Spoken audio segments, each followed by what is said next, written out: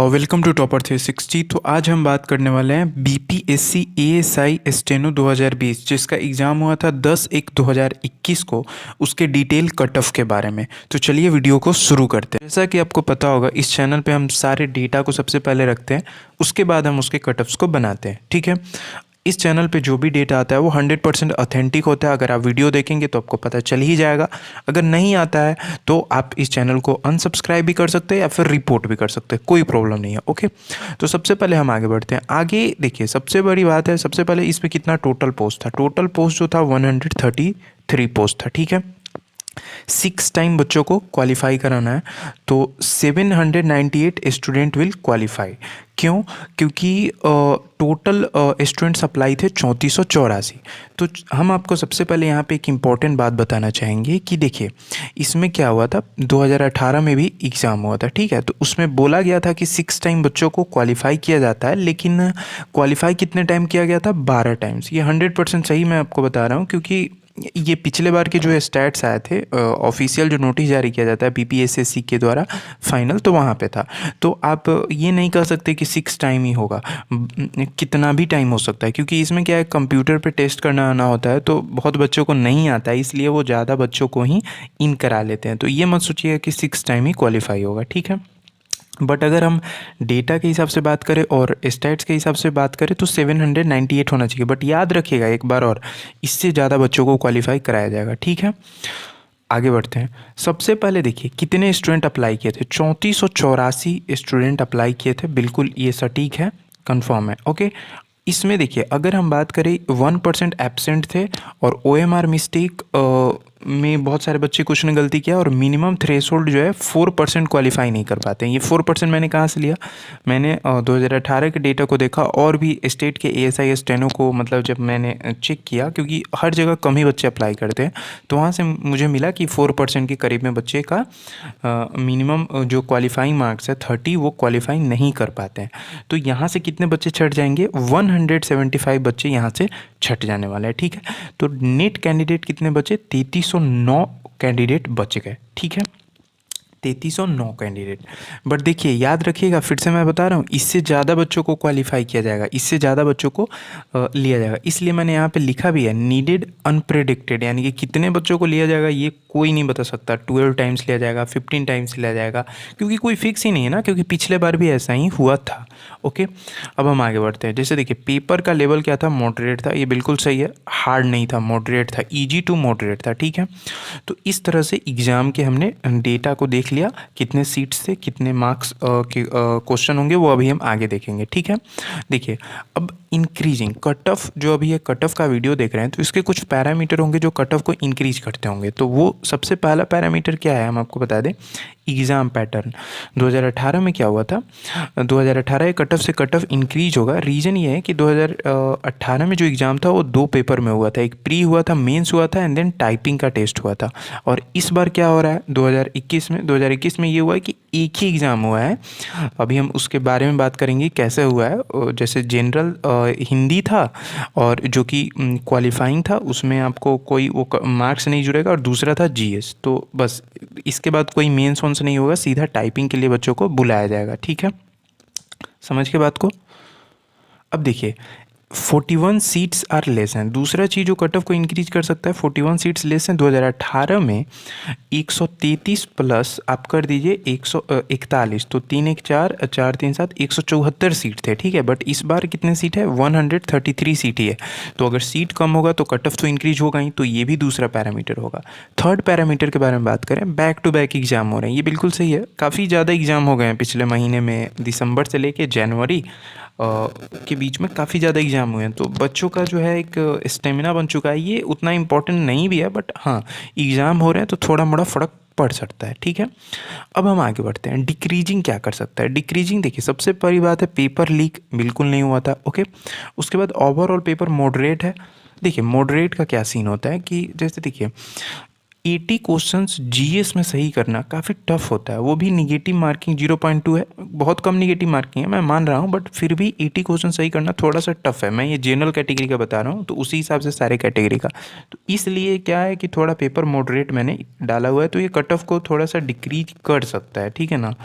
और डिक्रीज क्यों करेगा मॉडरेट है तो, क्योंकि देखिए बहुत बच्चे क्या हैं कि ज़्यादा क्वेश्चन अटेम्प्ट कर लेते हैं, क्योंकि उन्हें पता होता है कट ऑफ आ ही जाएगा, तो उस हिसाब से क्या होता है उनका निगेटिव चला जाता है कुछ मार्क्स, तो वो कट ऑफ को डिक्रीज कर देता है। ठीक, देखिए पेपर डिटेल्स के बारे में अब हम बात करते हैं, ठीक है।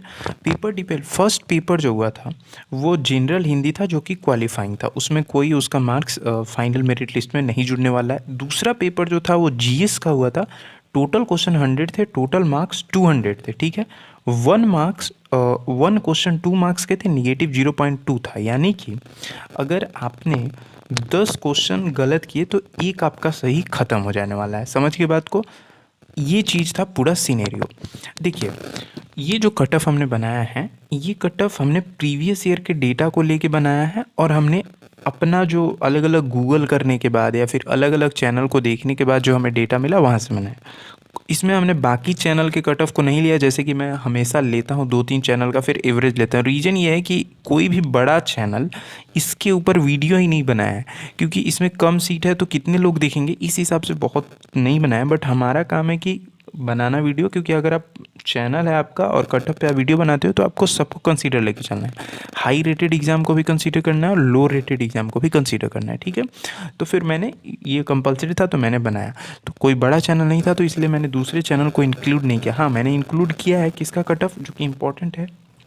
देखिए 2018 का जो फाइनल सिलेक्शन का जो कट ऑफ था वो काफ़ी इंपॉर्टेंट था, तो उसको मैंने इंक्लूड किया।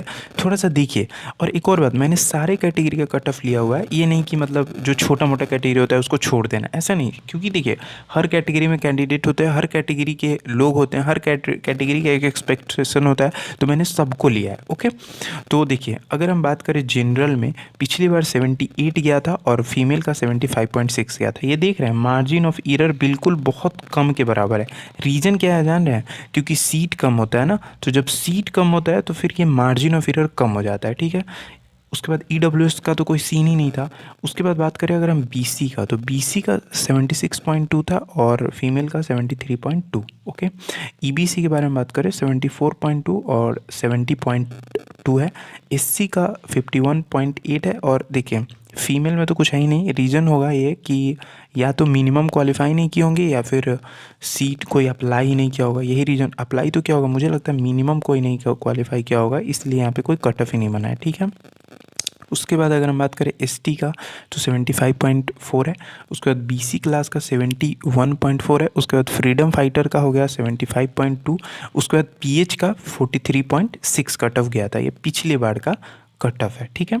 अब इस बार क्या है, थोड़ा कट ऑफ तो इंक्रीज होने वाला है, क्योंकि रीज़न क्या हमने पहले ही बता दिया। रीज़न ये है कि सीट ही कम है, और भी रीज़न है जो मैंने ऑलरेडी डिस्कस कर लिया। जनरल का अगर आपका 80 है तो आप बिल्कुल सेफ़ है, और फीमेल का अगर 77 से अगर आपका ऊपर है या फिर 80 के रेंज में है, मतलब 80 से 2 नंबर ऊपर भी हो सकता है, 2 नंबर नीचे हो सकता है, तो आप बिल्कुल सेफ़ है। आराम से आप कोई टाइपिंग वाला कोचिंग ज्वाइन कीजिए और वहाँ से आप तैयारी कीजिए, कोई दिक्कत नहीं है, ठीक है। उसके बाद ईडब्ल्यूएस का कोई सिनेरियो नहीं है। बीसी का 78 है, मान सकते हैं 76 से 79, मतलब एक रेंज में बता रहा हूँ। उसी तरह से फीमेल का 75.6 जाने वाला है, ठीक है। ईबीसी का 76.4 है।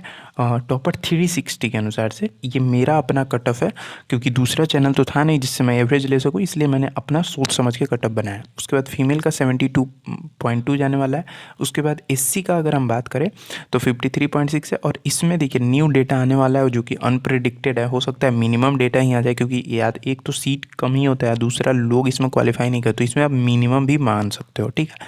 इसमें भी मिनिमम कर लो, ठीक है। फीमेल के केस में एससी एसटी में एसटी का जो कट ऑफ है वो 77.3 जाएगा क्या, थोड़ा देख लेते हैं।